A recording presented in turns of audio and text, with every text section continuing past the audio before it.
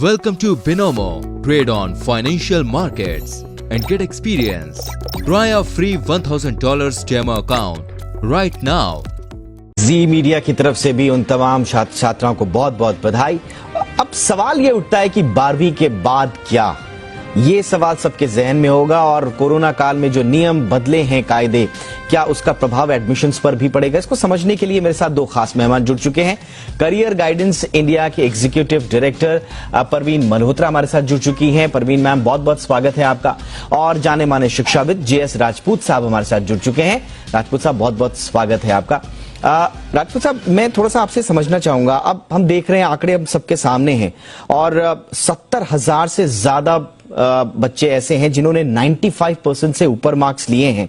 तो ऐसे में कट ऑफ्स का जो यूजी कोर्सेज के लिए है, उस पर इसका क्या प्रभाव पड़ेगा?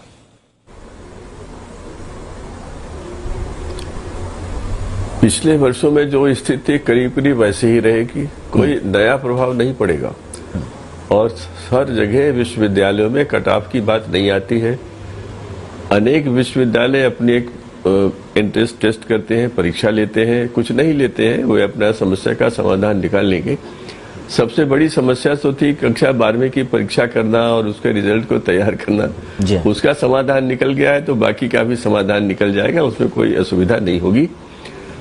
बच्चों को अच्छे नंबर मिले हैं, अधिकांश उनमें से प्रसन्न होंगे। कुछ हो सकता है कि जो अभी आपने बताया कि जब भौतिक रूप से परीक्षा होगी उसमें शामिल होना चाहेगा, वो प्रावधान है और ये बहुत अच्छी बात है। मेरे विचार से इस परीक्षा में हमें कुछ और चीजें देखनी चाहिए। जैसे पहली बार स्कूलों ने बहुत बड़ा योगदान दिया है, अपने सारे रिकॉर्ड्स को लेकर के परीक्षा परिणाम मुख्य रूप से वही बना है। और इसका अर्थ क्या हुआ? इसका अर्थ हुआ कि परीक्षा व्यवस्था में हमने पहली बार स्कूलों पर पूर्ण विश्वास प्रकट किया है। ये भविष्य के लिए बहुत अच्छा अनुभव रहेगा और आगे चल करके अध्यापकों को लगेगा कि बोर्ड उन पर विश्वास करता है, माता पिता विश्वास करते हैं। और मेरा निश्चित मत है कि इससे देश की परीक्षा पद्धति को और सुधारने में और विशेषकर ऐसी अनायास आई हुई परिस्थितियों में समाधान निकालने के लिए हम आज के मुकाबले बहुत अच्छे ढंग से तैयार होंगे। और एक और बात मैं कहना चाहता हूं जो मुझे बहुत महत्वपूर्ण लगती है कि आगे से कक्षा 10 की परीक्षा हो, कक्षा 11 की हो, इंटरनल असेसमेंट हो, प्री बोर्ड हो, इसमें बच्चे पूरी तरह से ध्यान देंगे। क्योंकि इस बार पहली बार उन्हें लगा है कि हम, अब जैसे कुछ बच्चों ने कहा, आपके यहाँ भी कहा होगा कि हमने तो प्री बोर्ड से ज्यादा मेहनत की थी, हमने वो चीज खत्म होनी चाहिए। जो परीक्षा में मेहनत है वो लगातार होनी चाहिए। और इससे एक और होगा, जो अंतिम बात मैं कहूंगा, कोचिंग संस्थाओं में कुछ बच्चे बहुत ध्यान देते थे और अपनी पढ़ाई को कक्षा 11-12 में थोड़ा सा पीछे कर देते थे। ठीक, वो स्थिति अब समाप्त होगी।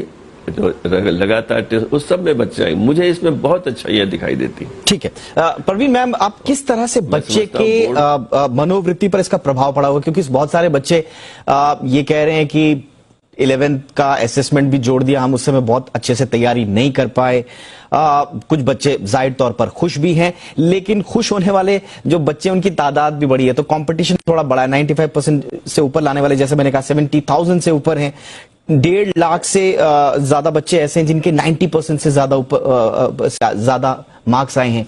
तो आगे एडमिशन को लेकर और करियर के चुनाव को लेकर बच्चों में किस तरह का प्रभाव आज के रिजल्ट के बाद पड़ेगा मैम?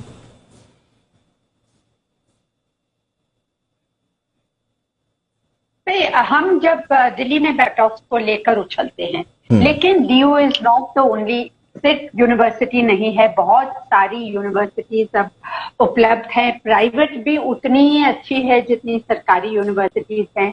और ये नॉलेज इरा और नॉलेज इकोनॉमी में आप अंडर ग्रेजुएट लेवल पर क्या करते हैं और कौन सी कॉलेज से करते हैं और कौन सी यूनिवर्सिटी से करते हैं, उसका बहुत ज्यादा मायना नहीं रखता। आपकी दौड़ और आपकी सफर काफी लंबी रहेगी। Knowledge being the key resource, आपको आगे पढ़ना ही पड़ेगा। तो अगर आपका दिल्ली यूनिवर्सिटी या कोई भी नामी यूनिवर्सिटी में नहीं हुआ, लेकिन जो और कि आपको एक पर्टिकुलर कोर्स करना है और वो आपको XYZ यूनिवर्सिटी में मिल रहा है, तो आपको वो लेना चाहिए। और ऐसा एंड उसके बाद जब आप मास्टर्स लेवल पर जाएं उस वक्त आप एक बेहतर यूनिवर्सिटी और उसके बाद भी अगर आगे पढ़ना चाहें तो उससे भी बेहतर यूनिवर्सिटी। और एक बहुत इंपॉर्टेंट बात यह है कि सिर्फ आपकी डिग्री से आपका करियर नहीं बनेगा आने वाले दिनों में, because you are going to be hired. जी हाँ, बिल्कुल।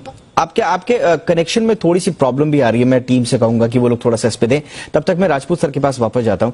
सर, अब आगे की पढ़ाई भी, अब क्या बच्चे पिछले 1.5-2 साल से देख रहे हैं कि ऑनलाइन क्लासेस में एग्जाम दे रहे हैं, पढ़ाई कर रहे हैं, उसके बाद एग्जाम को लेकर जो एक नया परिवर्तन देखा वो उन सब के बीच में ये जो अनुभव है, अब आगे यूजी की क्लासेस में वो जा रहे हैं तो क्या उनका ये अनुभव जो है उनके काम आएगा? क्योंकि अब कहा जा रहा है कि नई शिक्षा पद्धति अब ऑनलाइन होगी, काफी वक्त तक रहेगी, तो ये इस तरह के जो नए बदलाव आए हैं उनसे उनका क्या प्रभाव पड़ेगा उनके पूरे करियर में तमाम ऑप्शंस के चुनाव करते हुए?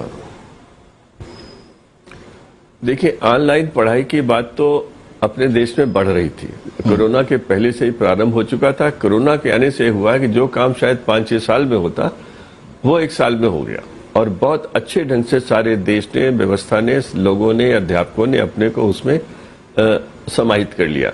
ये बहुत अच्छी बात है। और आगे सारी दुनिया में सामान्य परिस्थितियों में भी अब बच्चे केवल पाठ्य पुस्तक और अध्यापक पर ही निर्भर नहीं रहे हैं, उन्हें ज्ञान के अनेक स्रोत उपलब्ध हैं, और इससे बहुत फर्क पड़ेगा। इससे क्या होगा कि बस्ते का बोझ कम हो जाएगा, निर्भरताएं कम हो जाएंगी, और सबसे बड़ी बात होगी, ऐसे मेरे कई अनुभव हैं कि जब बच्चे और अधिक आगे तक पढ़ लेते हैं, अध्यापक नहीं उतना पढ़ पाते हैं, ये मैंने कई बार देखा है। अब सबको लाइफ लॉन्ग लर्निंग, हमेशा नई स्किल के लिए तैयार रहना पड़ेगा। मैं समझता हूं, दूसरे ढंग से मैं सोचता हूं कि अब कोई डिग्री का उतना महत्व नहीं होगा आगे चल करके। तकनीकी सरकारी नौकरी में भले ही बना रहे, लेकिन जो बड़ी कंपनियां होंगी, जो और बच्चों के अंदर जो एंटरप्रेन्योरशिप आएगी, उससे हो सकता है कि बच्चा अंडर ग्रेजुएट में साल भर बाद लगे कि अब मैं कुछ कर सकता हूं, या कोई कंपनी आकर देखेगी उसकी प्रतिभा कैसी है, कौशल कैसे हैं और इंटरप्रेन्योरियल स्किल्स उसके पास कितनी है, वो उसको वहीं से ले जाएगी। वो इसकी परवाह नहीं करेगा कि मुझे आगे पढ़ना है, एमए करना है, वो वक्त बीत चुका है।